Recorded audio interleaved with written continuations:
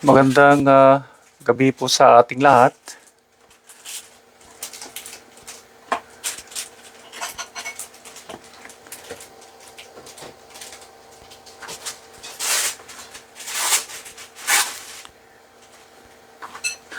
Magandang gabi po.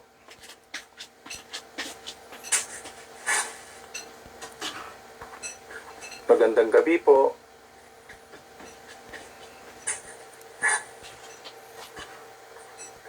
Magandang gabi po.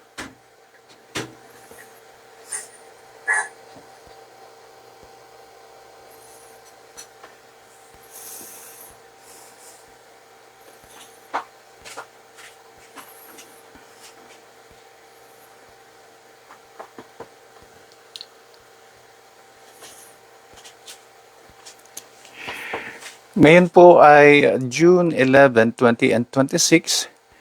Welcome po sa ating Thursday online Bible study. Good evening po sa ating lahat.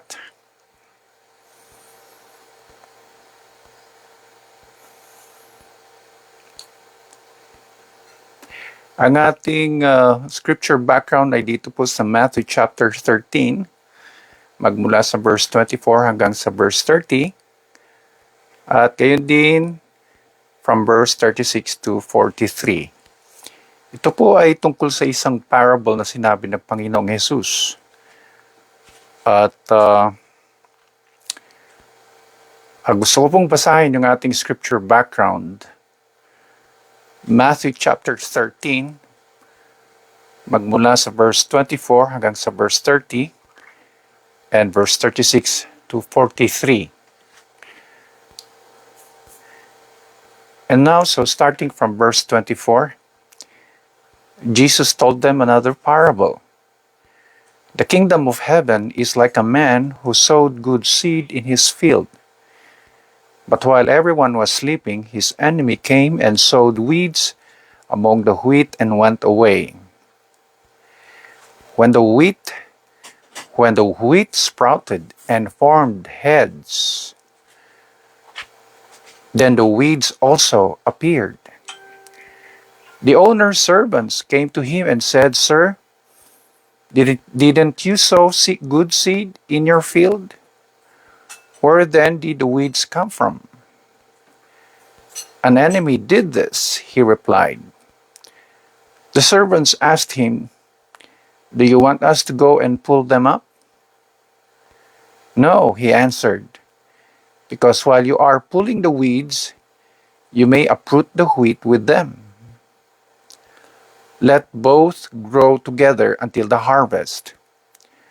At the time, I will tell the harvesters, first collect the weeds and tie them in bundles to be burned, then gather the wheat and bring it to my barn."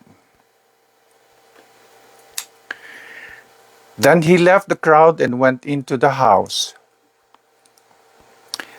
His disciples came to him and said, "Explain to us the parable of the weeds in the field." He answered, "The one who sowed the good seed is the Son of Man. The field is the world, and the good seed stands for the people of the kingdom. The weeds are the people of the evil one, and the enemy who sows them is the devil. The harvest is the end of age, and the harvesters are angels. As the weeds are pulled up and burned in the fire, so it will be at the end of the age. The Son of Man will send out his angels, and they will weed out of his kingdom everything that cause sin and all who do evil.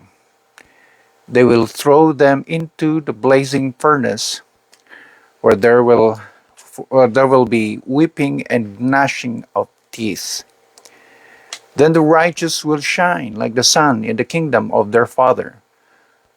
And whoever has ears, let them hear." Ayan. Magandang sandali lamang po, ano? May aalisin lang ako dito. Ayan. Magandang gabi po, Ate Jinky. Magandang gabi, Ate Ermaline. Magandang gabi, Brother Rocky. Magandang gabi, Ate Flor. Magandang gabi po sa ating lahat na nanonood ngayon sa ating online Bible study. Magandang gabi po. Ayan, si Ate Prime.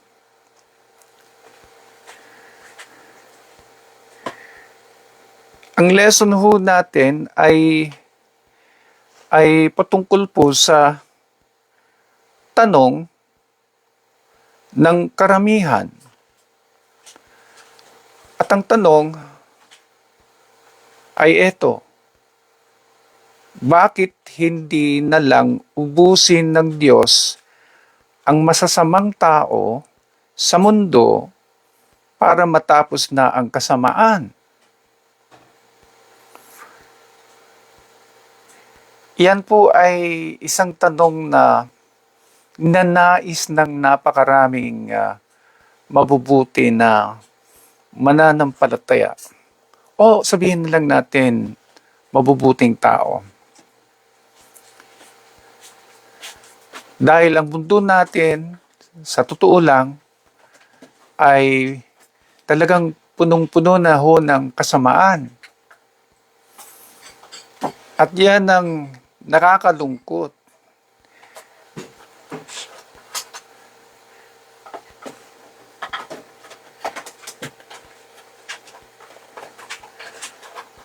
Umiiyak ang mundo natin ng hustisya. Ang krimen ay tumataas. Bumababa, tumataas. Hindi nawawala. Walang katapusang violence. Ang corruption, hindi rin nawawala. Wala ngayon, konti ngayon, marami na naman. Wala na naman, konti na naman, pero hindi nawawala ang corruption. Ang pagpatay ng tao, patayan dito, patayan doon. Giyera dito, giyera doon. Ang front page natin, karamihan, ang headline, hindi maganda, masamang balita.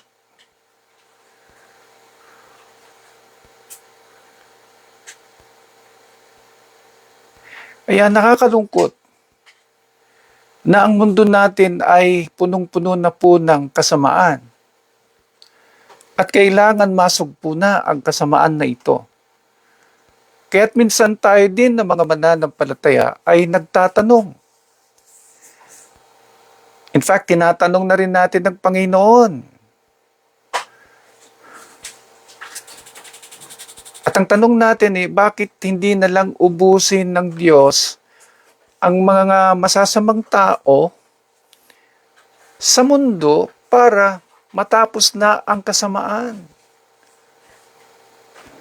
Dahil pag namatay lahat yung masasamang tao, edi syempre, masaya na ang mundo natin.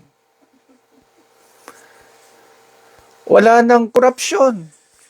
Wala nang patayan. Wala nang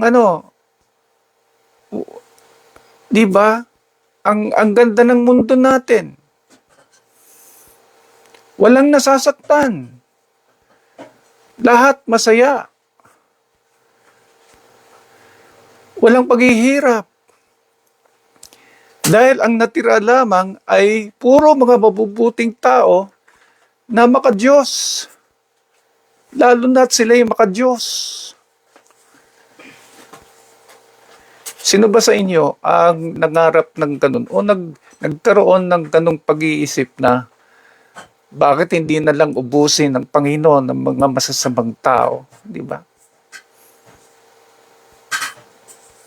Kasi yun na lang naman ang ang solusyon dyan Kasi paikot-ikot lang tayo.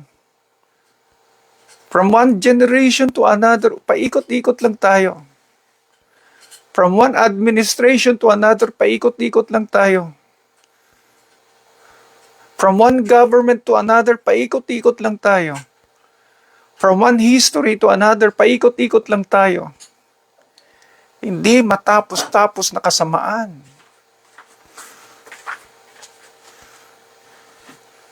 Diba?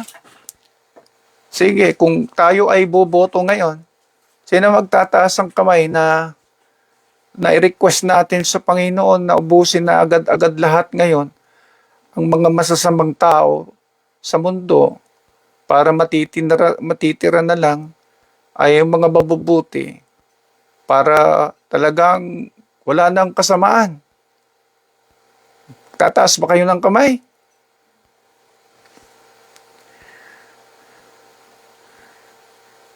Magandang gabi, Ate Gara, Brother Edgar, Ate Jinko. Yes.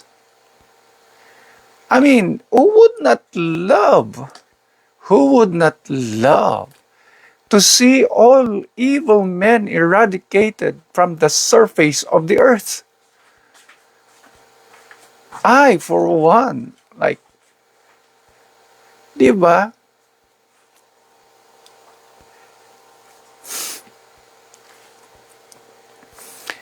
At yan ang gusto ko na tignan natin. At dito ay may parable ang Panginoong Jesus at marahil makakakita tayo ng sagot sa tanong na yan. Sa mga nagnanais na maubos na lahat ang mga masasamang tao, tingnan natin yung sagot ng Panginoon sa ating napiling scripture background. Mismo galing ito sa bibig, sa kwento, sa parable ng ating Panginoong Jesus. At yan ang ating focus ngayon sa gabi na ito. But before we do, I want us to pray and seek wisdom from the Lord. Let's bow our heads in prayer. Panginoong Diyos Ama, maraming salamat po sa pagkakataon na ito na malaman ang sagot sa aming tanong na bakit hindi na lang ubusin ninyo yung mga masasamang tao para wala nang kasamaan sa mundo. At yan ang gusto naming maintindihan mula sa kwento ng aming Panginoon. And Lord, bigyan po ninyo kami ng tama at sapat na pag-uunawa nang hindi mangibabaw ang aming sariling pag-uunawa o kaalaman. We want to seek, O Lord, from you, directly from you, how we can understand this question. Lead us now, O Lord, into this topic sa gabi na ito. In Jesus' name we pray. Amen. Amen. Ayan. Alright. So, ayan. It's a common desire of a lot of people na kung pwede na lang ubusin ni Lord yung mga masasamang tao para tapos na ang kasamaan sa mundo. Pero, bakit kaya hanggang ngayon, simula noong nilikha ng Panginoon ang mundo, at hanggang ngayon, ay andito pa rin ang kasamaan? Ano ba talaga ang plano ng Panginoon? Ano nga ba talaga ang sagot dito? Bakit hanggang ngayon may kasamaan? Bakit hindi sinasagot yung ating tanong kung bakit ayaw ng Panginoon?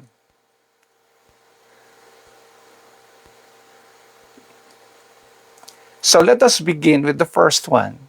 Ready na ba tayo, mga kapatid?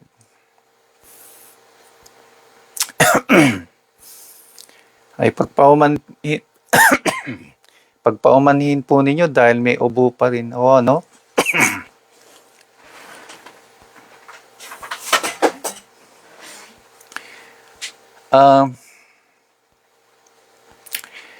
I want to start with verse 30. Ito yung sagot na isa sa mga sagot ng Panginoon mula sa kanyang kwento na ibinahagi patungkol sa the parable of the weeds. And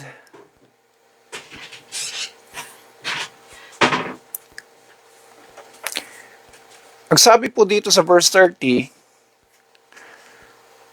let both grow together until the harvest. At the time, I will tell the harvesters, first collect the weeds and tie them in bundles to be burned, then gather the wheat and bring it into my barn.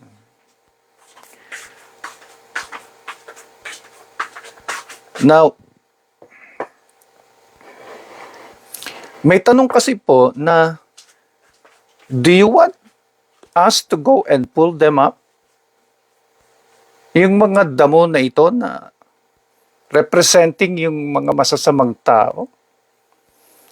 Ang sagot dito ay, no, hindi. Because while you are pulling the weeds, you may uproot the wheat with them.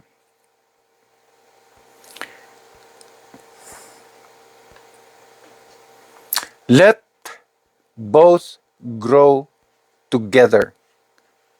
Let both grow together.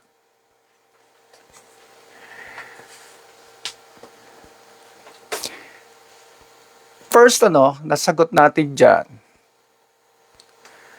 Pagdating po sa pag-uubos ng mga masasamang tao, ang kasamaan sa mundo.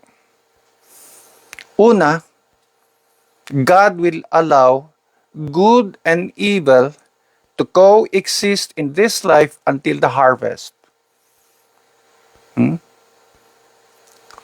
God will allow good and evil to coexist in this life until the harvest. Yun ang implication ng yung parable na ito bubunutin na ba namin yung mga masasamang damo? Huwag nyo nang bunutin yan. Hayaan nyo sila na tutubo. Sabay sa mga wheat. And so, good and evil will have to grow together. Yan pala yung nakikita natin dito. Kaya pala, hindi mawala-wala ang kasamaan. Dahil ang Panginoon, hinahayaan lang niya na tumubo pareho ang mabuti at masama.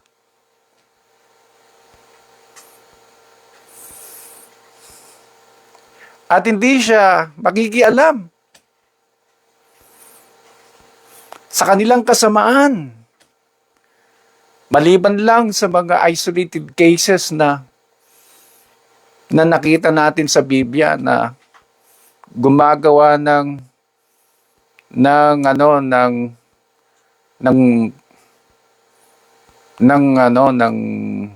sagot sa kasamaan for a purpose. But generally speaking, wala.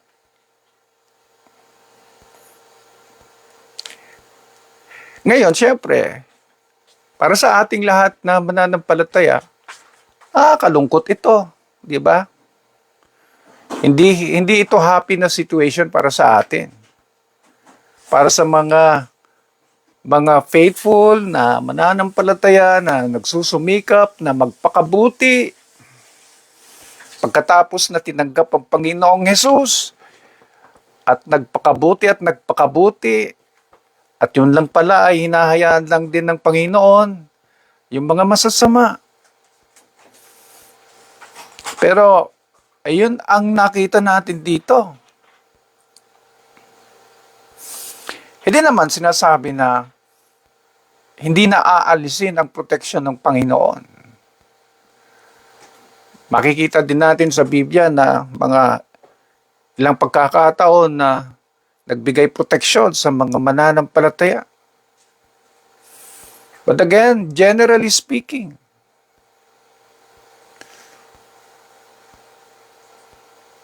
hindi aalisin ng Panginoon ang mga masasama na tao sa mundo. Makikisabay sila sa atin.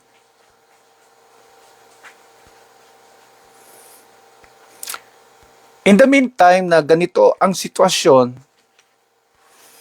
hinahayaan din ng Panginoon na pansamantala ang hustisya ng tao ang iiral sa bagay na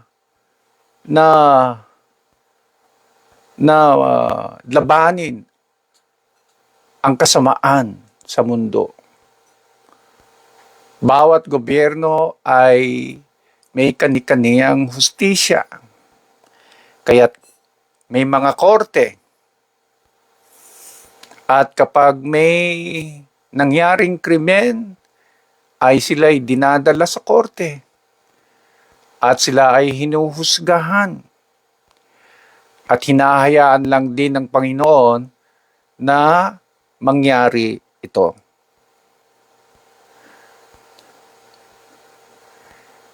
Hindi naman bawal sa Panginoon yan. Sapagkat ang ating Panginoong Hesus, kung maalala ninyo, nung siya ay hinuli din, ay pinadaan siya ng dalawang klaseng korte. The first one was the Jewish court, na doon natalo ang Panginoong Hesus, yung kanyang kaso. Yung pangalawa, yung Roman court, under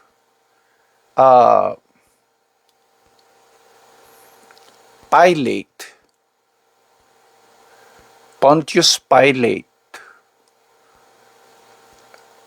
Nanalo yung kaso ni Jesus. Ang injustice lang doon, pinako pa rin ng Panginoon.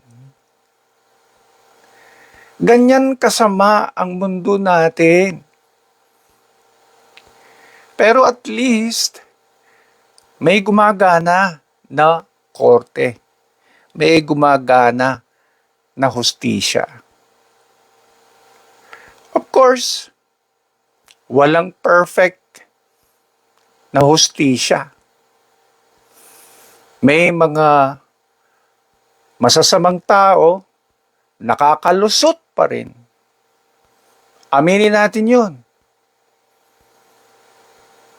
Kahit ipidaan pa natin sa korte, hanggang sa pinakamataas na korte, which is the Supreme Court, may nakakalusot. Kaya may term, yung term na yan ay wrongfully accused. Saka lang nalalaman later on na nagkamali pala ng judgment, yung pala inosente yung tao.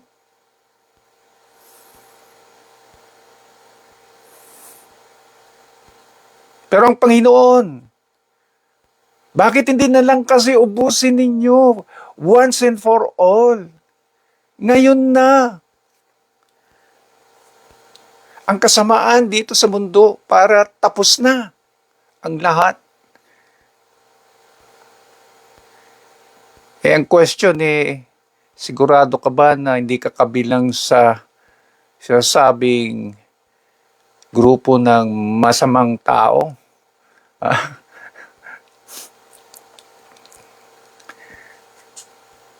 Kaya, bakit kaya? Naiisip ko rin yon.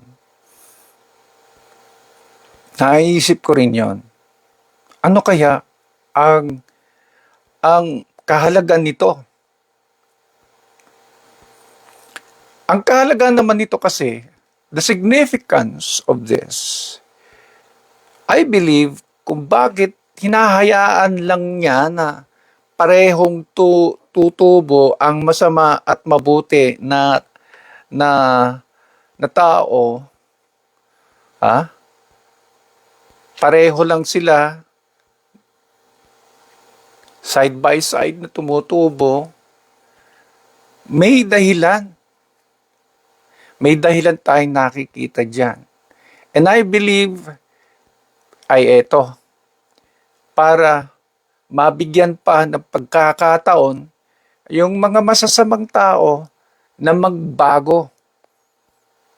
Na magbago na ng kanilang buhay.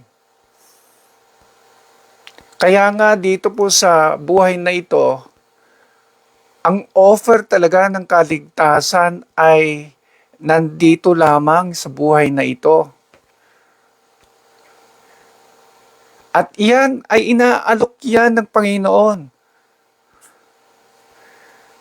With the hope that somehow one day you will be conscience stricken and that you will find conviction in your heart that you are a sinner and that you want forgiveness now from the Lord and to change your life and return back to God.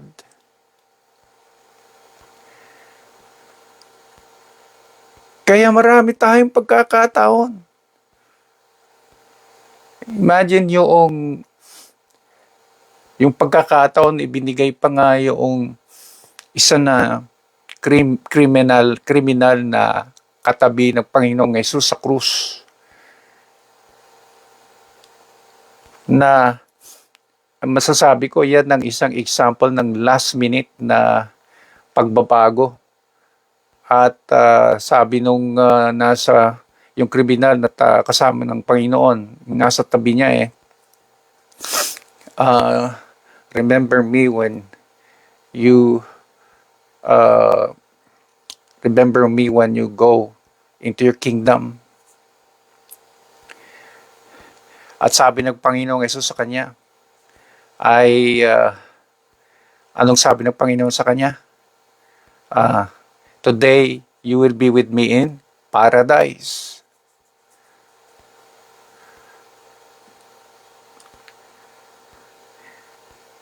Hindi ko alam kung ano ang history nito.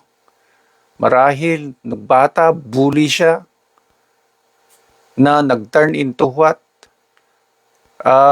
Siguro, may kaso ito, pagnanakaw, or insurrection, or ito ay kung ano-ano pa mga krimen na ginagawa nito, hanggang sa paglaki niya.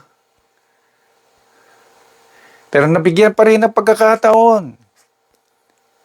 Kaya mga kapatid, I believe this is the significance kung bakit ayaw ng Panginoon na ubusin lahat ang mga masasamang tao sa mundo ngayon para matapos na ang lahat.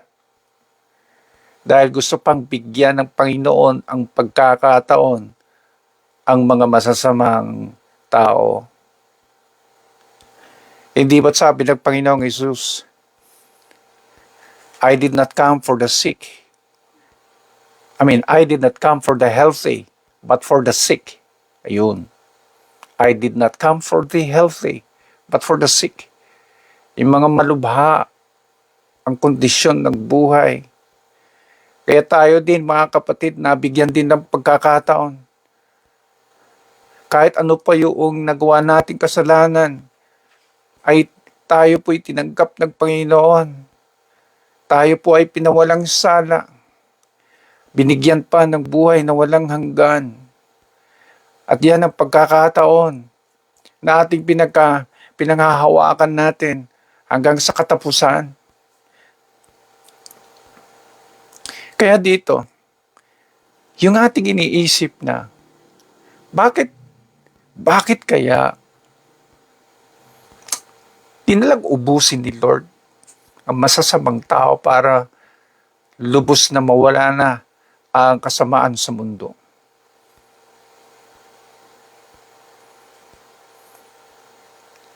And so dito nakita natin yung sagot. Hindi pa napapanahon.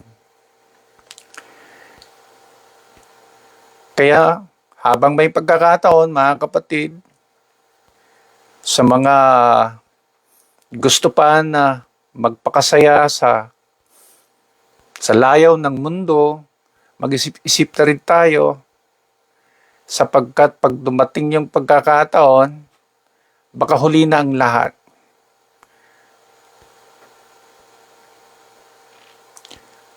Pangalawa na makikita natin dito, mga kapatid, dito po sa verse 39, and the enemy who sows them is the devil. The harvest is the end of the age. The harvest is the end of the age. And the harvesters are angels. Verse 40, as the weeds are pulled up and burned in the fire, so it will be at the end of the age. The Son of Man will send out his angels, and they will weed out of his kingdom everything that causes sin and all who do evil. They will throw them into the blazing furnace, where there will be weeping and gnashing of teeth. Doon po sa impyerno. So, dito may mga salita din dinagdag ang Panginoon ho dito about the end of the age. Dito sa verse 39, ganun din po sa verse 40. So it will be at the end of the age. Kung ang tanong natin sa Panginoon, bakit hindi ayaw pa rin niya na ubusin ang mga masasamang tao? May plano na ang Panginoon. At yan ang ikalawa na bagay, ikalawang sagot sa ating naglalarong tanong sa ating isipan, na ang bagay na yan, ang pag-uubos, pag-wipe out ng kasamaan, it will be, number 2, it will be in the end of age.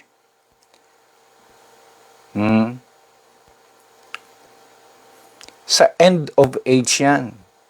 It will be at the end of age. It will be at the end of age. Katapusan ng mundo. Ayan, at least meron tayong dito, yung bang something to look forward to about the answer to our question. Kung kailan uubusin ng Panginoon ang mga masasamang tao, at least may plano talagang Panginoon. Pero at the end of age, yan. The harvest is the end of age. And so it will be at the end of age. And what is that? To weed out.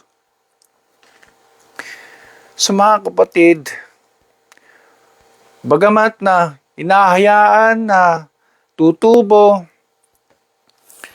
sabay-sabay yung mga masasama at mabubuti, magkakaroon pa rin ng harvest. At yan ay the end of age. Katapusan ng mundo.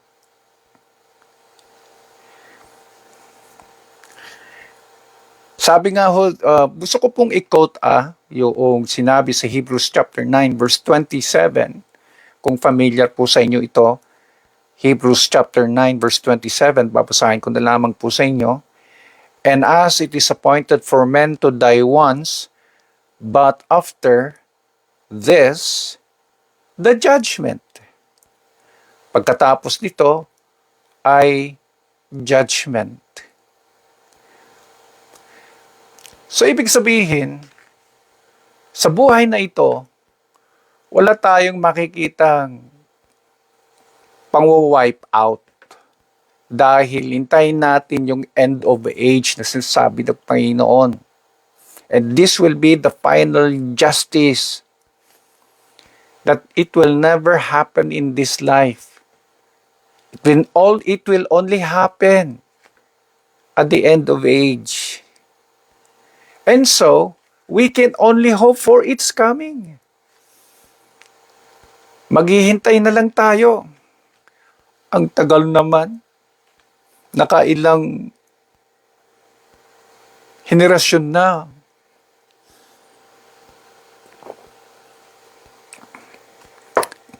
Nakailang henerasyon na, wala pa.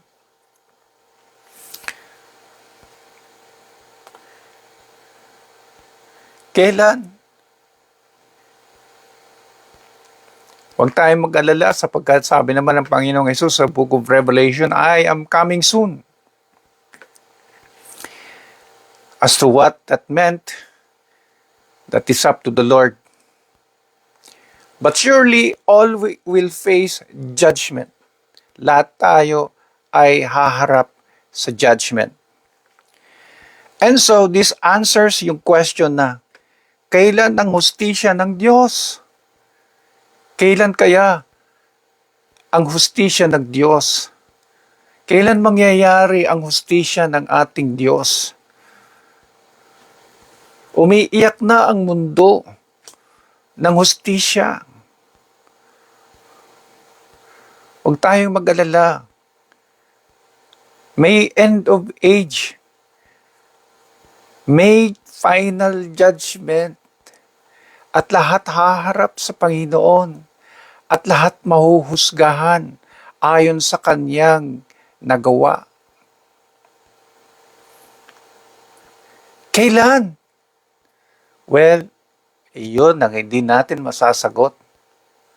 Nobody knows when it will come. Kaya ang mangyayari na lang, edi maghintay na lang tayo. Kung tayo ay pagpalain na darating ngayon sa oras na ito, darating, di mas okay, mabilis ang hustisya. Kung gusto pa ninyo ng mahaba-habang buhay at gusto pa ninyo na maabot ang edad na 60, well, pero kung tatanungin natin o aalamin natin kung may exact na panahon, date, kung kailan, walang nakakaalam. As to when. Nobody knows except God. So, anong significance dito? Di kailangan pala lagi tayong handa. Yan ang kahalagaan nito. Lahat tayo dapat laging handa. Hindi tayo nagpapadaig sa mga masasama. Ano kaya kung gumawa na rin ako ng masama at makipagsabayan ako ng konti tapos pag malapit na yung pagdating ng araw, yung end of age na ito, tsaka ako babalik sa Panginoon. Huwag ganun. Because you never know. Baka sa kalagitnaan ng iyong kasamaan ay biglang dumating ang Panginoon. Di ba? Maya-maya biglang nawala ka na. So dapat, kailangan pala tayo ay nagpapatuloy.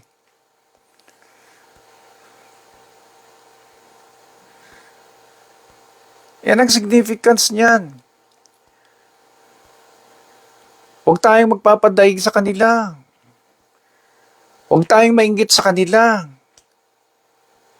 Panginoon, itong kapitbahay ko na ito, napakasamang tao.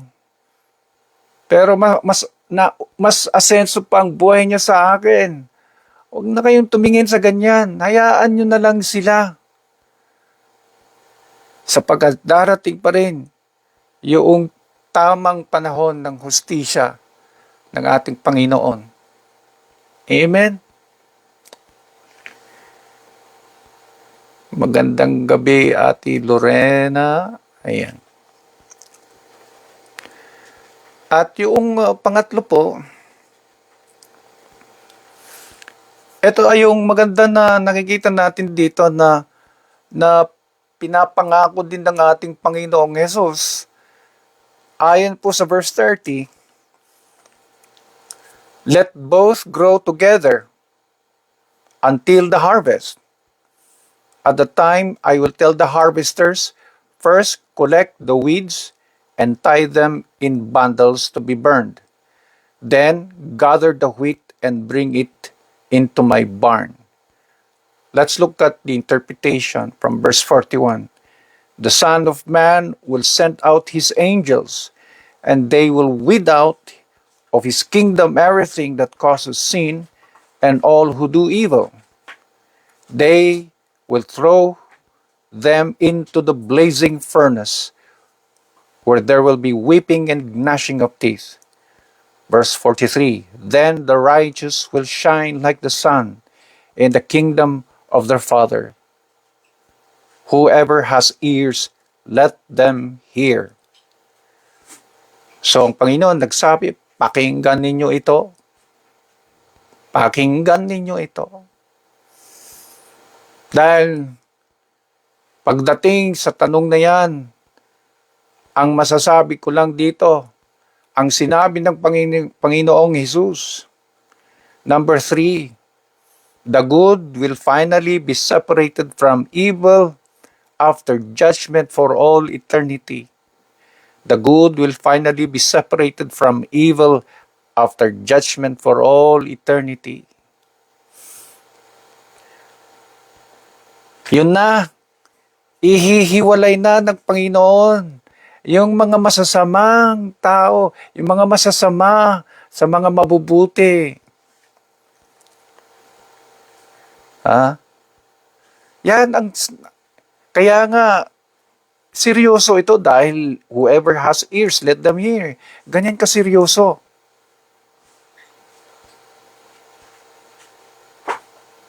Sa final judgment, may separation of good and evil na. Yan ang maganda. Hindi ba yun yung gusto natin? Na mahihiwalay na sa atin yung kasamaan. So, talagang may pag-asa tayo sa Panginoon. May pag-asa tayo. At wala nino man ang makaka-escape nito. Wala. Ang napakaganda, yung mga righteous ng Panginoon ay magkakaroon sila ng panibagong mundo where what? Evil will no longer exist. Iyon na yun. Yung inaasam-asam natin na mangyari. Dito na. At mangyayari po yun. Alangan naman na sa susunod na buhay natin problema na naman na meron na namang mangyayaring kasamaan, mauulit naman. Di ba? Wala na, hindi na. There will be an everlasting separation between good and evil, and the good will be secured. And they will live happily ever after. Yan ang maganda dyan. And so this answers the desire of everyone. Na wala sanang masamang tao sa mundo para mas maganda.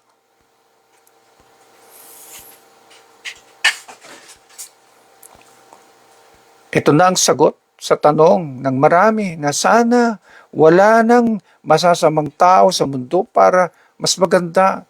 Ito na yung sagot nito. At saan pupunta yung mga masasamang tao? Eh di sa impyerno. Alam nyo, sabi ko nga noon yung ating lesson noon about hell, talagang ano pala, preaching po pala yon na hindi ho talaga yan, it is not something na yung bang pinaglalaroan natin lang yan. Yung impyerno na yan, talagang nagbabagang apoy ho yan. Blazing furnace where there will be weeping and gnashing of teeth. Doon sila mapupunta. And no one can cross over. Kaya wala nang masasama sa susunod na buhay natin. Pero dito, hayaan lang muna ng Panginoon. Makikisabay sila sa atin at tayo din makikisabay sa kanila. Dito, yung mga masasama, pwede silang makapag-appeal. Minsan nananalo pa nga yung appeal na nila. Pero sa langit, sa kaharian ng Diyos, walang makakapag-appeal kapag nasa impyerno ka na.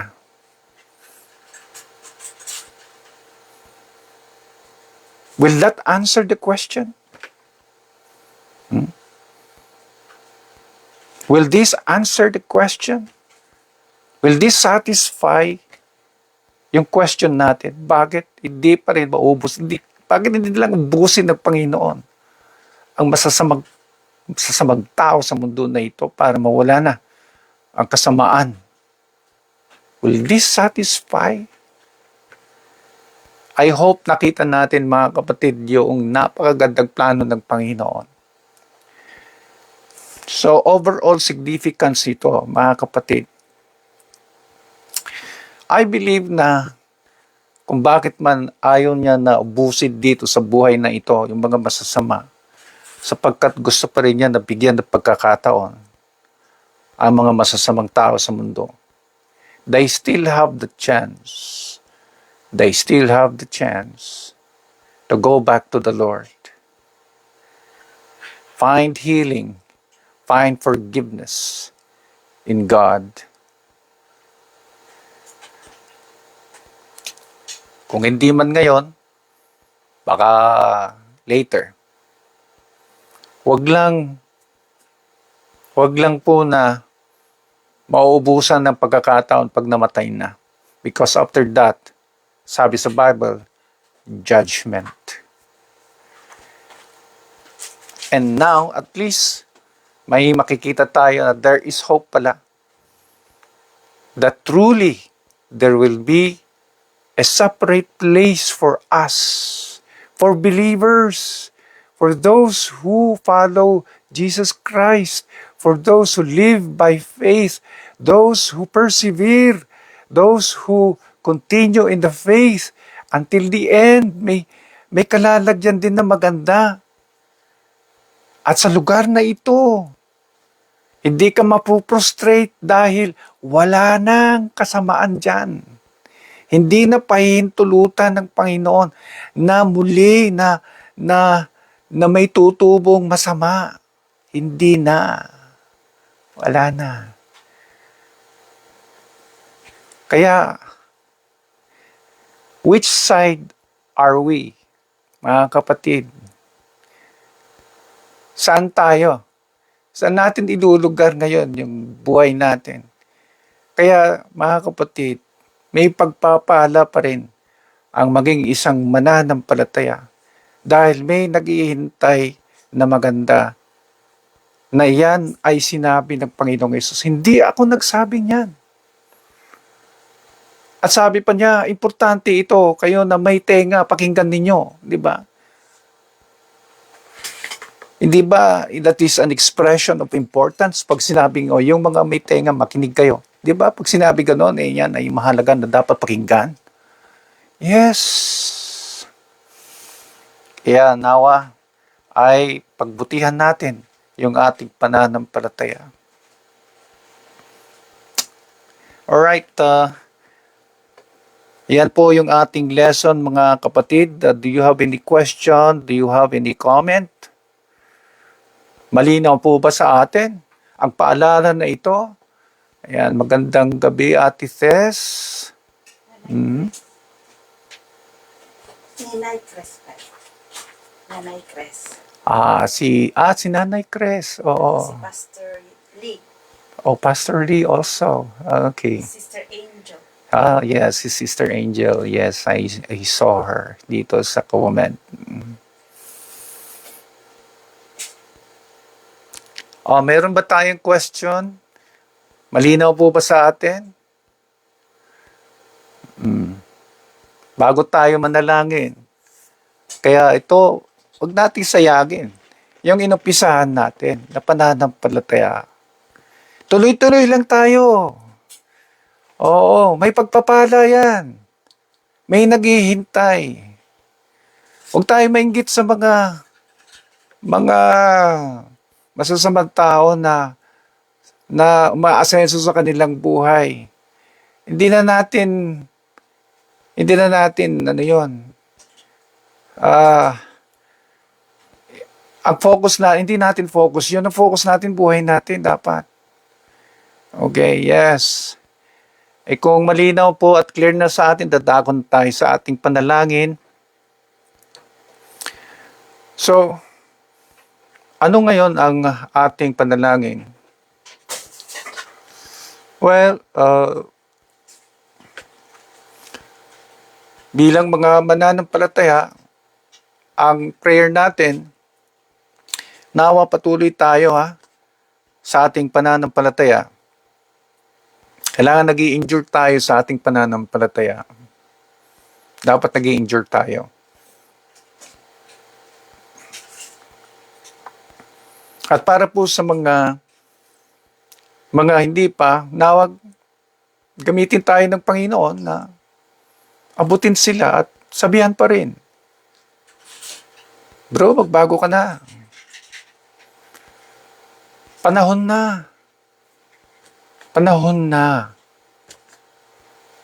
Hanggang sa kaya natin. Pero kailangan natin ibigay itong babala. Ang pagpapaliwanag nito sa kanila na may kalalagyan ang hindi pa ligtas sa Panginoon. Yan ang ating prayer. Sa gabi na ito, sabay-sabay po tayo. Tayo pong lahat manalangin. And let us now give thanks to the Lord for the lesson. And let us pray for an enduring faith and also a faith na ito ay nag-witness sa mga hindi pa lubos nakakaunawa sa Panginoon. Let's bow our heads in prayer. Panginoong Diyos Ama, sa oras na ito, maraming salamat po sa paalala na binigay po ninyo. At least, sa gabi na ito, nabigyan ninyo kami ng pag-uunawa tungkol sa laging umiikot sa aming isipan. Ang tanong na ito, bakit hindi maubos-ubos ang kasamaan sa mundo? O kaya bakit hindi na lang ninyo ubusin silang lahat para matapos na ang kasamaan sa mundo? Pinakita po ninyo sa gabi na ito sa pamamagitan ng kwento ng aming Panginoong Hesus at ang ibig sabihin nito. Kaya't Panginoon, ang aming hilingin na ngayon ay ang patuloy na pananampalataya. We pray, Lord, that we will always endure in our faith na nagpapatuloy po, Panginoon, hanggang sa pinakahuli ng aming buhay. Because we know that right after na mawala ang aming buhay, tiyak po ang judgment na naghihintay para sa aming lahat. Kaya't Panginoon, aming hihilingin Mula ngayon hanggang sa bandang huli, kami ay nananatili, lumalago sa aming pananampalataya. At nawa din, Panginoon, na mga kaibigan namin, kapamilya namin, ang mga kakilala namin, mga hindi pa tumanggap sa inyo, na darating yung pagkakataon na sila ay ay mabubuksan din ang kanilang puso at tatanggap sa inyo, Panginoon.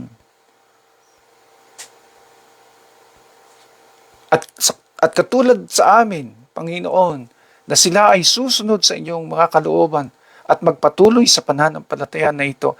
Yan, Panginoon, ang aming inihiling din. At kung kami, Panginoon, ang iyong gagamitin, gamitin po ninyo kami, Panginoon. At kung sino man ang iyong gagamitin, gamitin niyo ang tao na itong mananampalataya na ito para maabot sila. Because who would like to live in a blazing furnace? Who would like to go to that place? That blazing furnace where there is gnashing of teeth. A place called hell. Wala po. None of us. And so the opportunity is just within us, O Lord, sa buhay na ito. And may as much as many people will grab this opportunity, Lord, kung pwedeng lahat-lahat nawa pagkakataon para hindi na mapahamak sa pagdating ng panahon na yan, the end of age. Salamat po, Panginoon, na binigyan ninyo kami ng ganitong paalala para lalo po naming mapalakas lalo ang aming pananampalataya.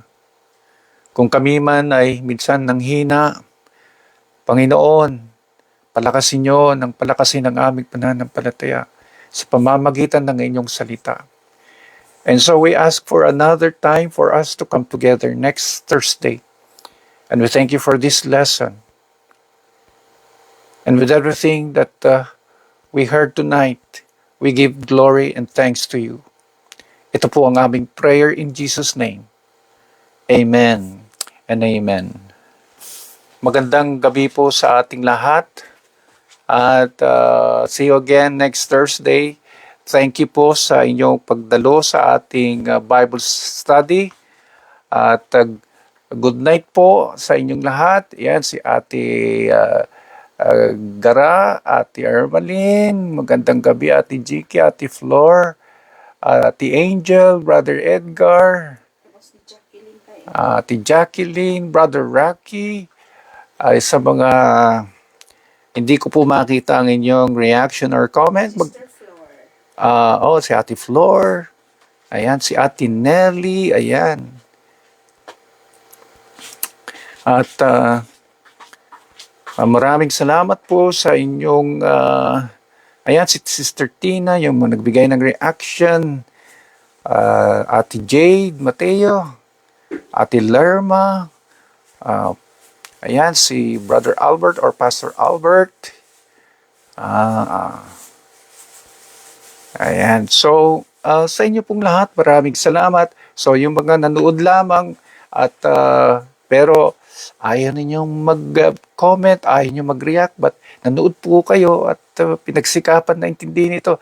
Maraming salamat din po sa inyong pakikinig at nawa ito ay nagbigay ng inspiration sa inyo na magpatuloy pa sa inyong pananampalataya. Anyway, see you again next Thursday and good night. And so, ito na po yung ating signing off. God bless. Good night. Ayan si Brother Edgar. God bless.